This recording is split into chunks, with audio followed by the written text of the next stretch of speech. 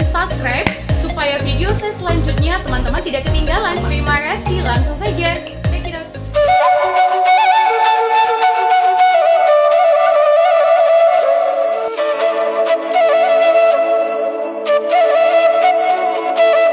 Legenda di balik Tuak Batak, versi Batak Toba dan Tanah Karo. Versi Batak Toba.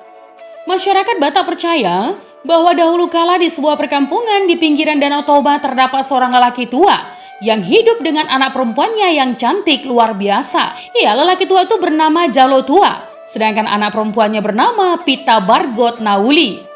Jalo Tua, teman, yang hidup sebagai duda sejak Pita berusia 2 tahun, hanya hidup dari sepetak tanah yang tidak bisa membuatnya terlepas dari kemiskinan. Nah, teman, kesengsaraan hidup yang dialami oleh keduanya seakan tidak pernah berhenti. Hingga akhirnya Pita, anak perempuan sematawayang itu, sakit keras. Ya, kemiskinan yang membelit Jalo Tua tidak bisa melepaskan nestapanya. Singkat cerita, teman, Jalo Tua kemudian pergi mendatangi orang kaya di kampung, ya, untuk meminjam uang guna pengobatan Pita.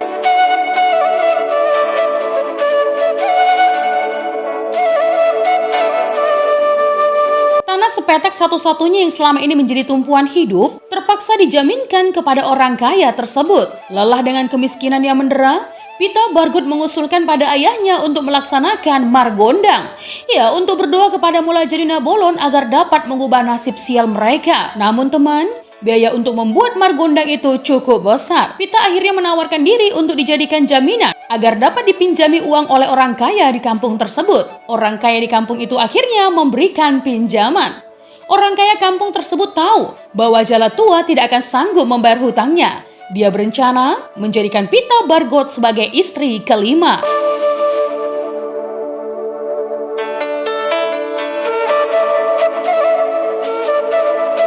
Sebelum ritual itu, teman, Pita berkata kepada ayahnya, "Jika aku mati, janganlah mayatku dikubur, ayah, karena aku akan berubah menjadi sebatang pohon yang bisa ayah saksikan sepanjang masa. Jika mau membuat rumah, ambillah rambutku untuk menjadi atapnya, ayah. Jadikanlah tanganku sebagai tiang-tiang, badanku untuk lantai dan dinding. Jika ayah tidak punya uang, pukullah mataku hingga air mataku keluar. Tampunglah air mataku itu, ayah, karena engkau dapat menjualnya sebagai minuman yang disukai banyak orang."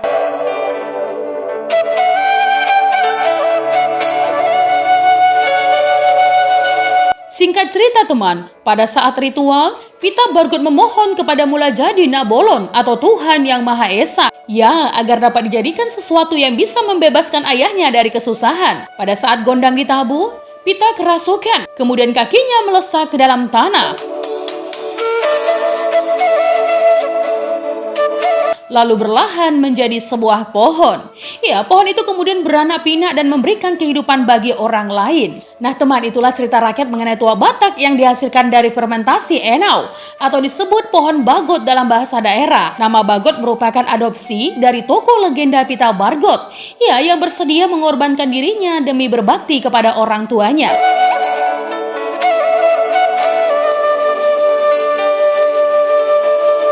Mari kita lihat bagaimana dengan versi Tanah Karo.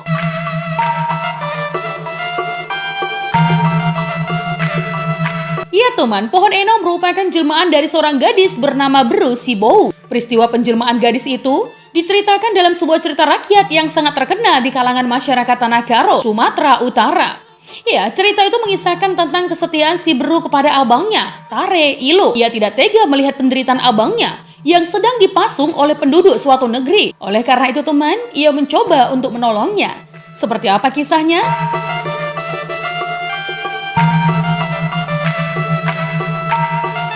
Alkisah, teman.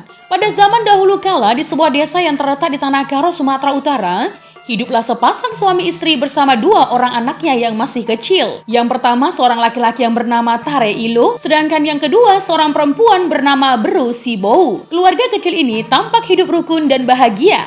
Namun, teman, kebahagiaan itu tidak berlangsung lama karena sang suami sebagai kepala rumah tangga meninggal dunia. Ya, setelah menderita sakit beberapa lama. Sepeninggal suaminya, sang istrilah yang harus bekerja keras, membanting tulang setiap hari untuk menghidupi kedua anaknya yang masih kecil. Oleh karena setiap hari bekerja keras, teman, wanita itu pun jatuh sakit dan akhirnya meninggal dunia. Nah teman, si Tare dan adik perempuannya masih kecil itu kini menjadi anak yatim piatu. Untungnya teman, orang tua mereka masih memiliki sanak saudara dekat. Maka sejak itu, si Tare dan adiknya diasuh oleh bibinya, adik dari ayah mereka.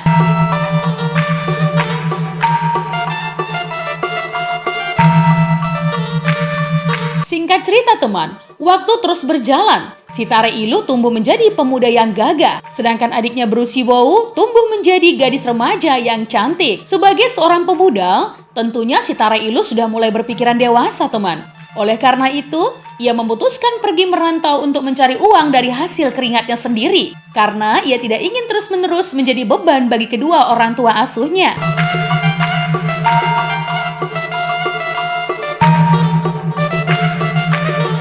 Keesokan harinya, setelah berpamitan kepada bibi dan adiknya, si Tare Ilu berangkat untuk merantau ke negeri orang. Sepeninggalan abangnya teman, Brusi Bowo sangat sedih. Abangnya Tare Ilu sebagai saudara satu-satunya yang sejak kecil tidak pernah berpisah pun meninggalkannya. Ya, gadis itu hanya bisa berharap agar abangnya segera kembali dan membawa uang yang banyak. Sudah berminggu-minggu, berbulan-bulan, bahkan bertahun-tahun ia menunggu abangnya. Tetapi tak kunjung datang juga. Tidak ada kabar tentang keadaan abangnya. Ia tidak tahu apa yang dilakukannya di perantauan.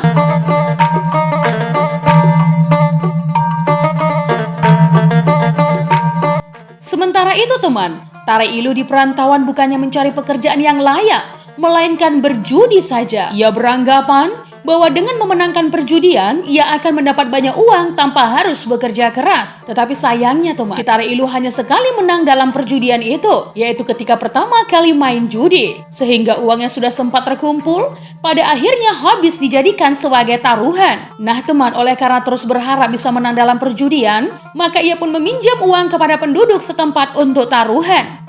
Tetapi lagi-lagi teman, ia mengalami kekalahan. Tak terasa, hutangnya pun semakin menumpuk dan ia tidak dapat melunasinya. Akibatnya si Tare Ilu pun dipasung oleh penduduk setempat.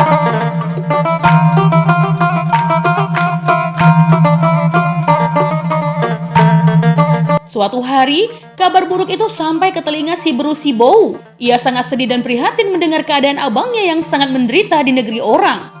Dengan bekal secukupnya, ia pun pergi mencari abangnya. Meskipun ia tidak tahu di mana negeri itu berada. Sudah berhari-hari si Brusi Bowo berjalan kaki tanpa arah dan tujuan dengan menyusuri hutan belantara dan menyeberangi sungai. Namun belum juga menemukan abangnya.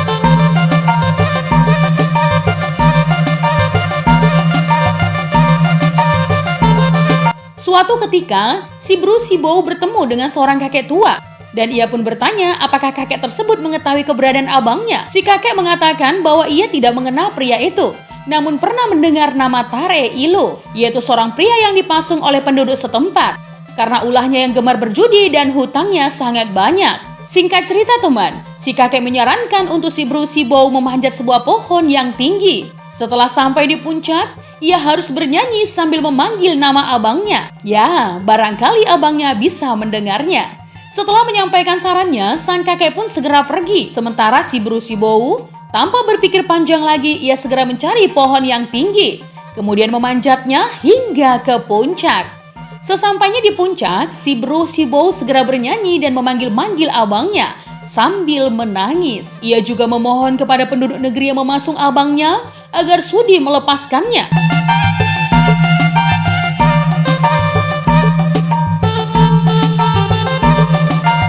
Teman, sudah berjam-jam si Brusi Bowo bernyanyi dan berteriak di puncak pohon. Namun tak seorang pun yang mendengarnya. Tapi hal itu tidak membuatnya putus asa teman.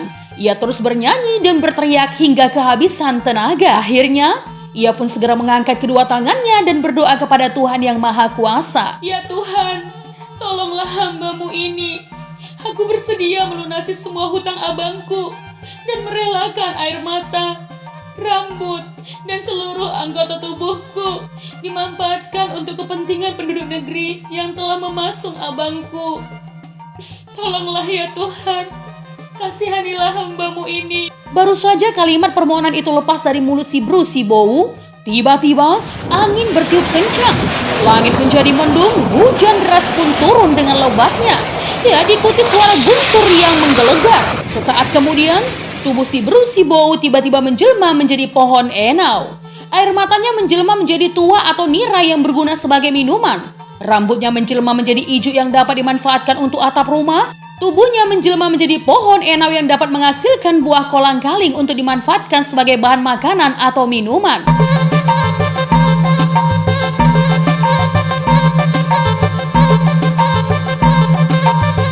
Nah teman, demikianlah cerita kisah pohon enau dari daerah Sumatera Utara.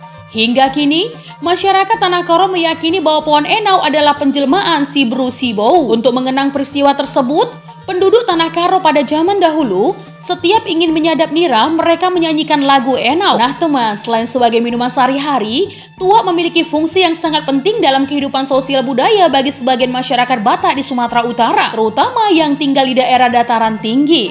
Nah teman, dalam tradisi orang Batak, tuak juga digunakan pada upacara-upacara tertentu, seperti upacara Manuan Opu-Opu dan Manulangi. Pada upacara Manuan Opu-Opu, tuak digunakan untuk menyiram berbagai jenis tanaman yang ditanam di atas tambak orang-orang yang sudah bercucu, yang telah meninggal dunia. Sementara dalam upacara Manulangi, tuak merupakan salah satu jenis bahan sesaji yang mutlak dipersembahkan kepada arwah seseorang yang telah meninggal dunia, ya oleh anak cucunya.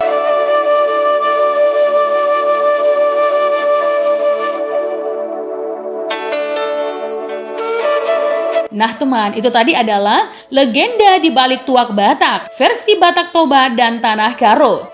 Jika ada kesalahan dalam penyampaian legenda, mohon dimaafkan ya teman. Untuk kritik dan saran yang membangun, langsung saja tinggalkan di kolom komentar.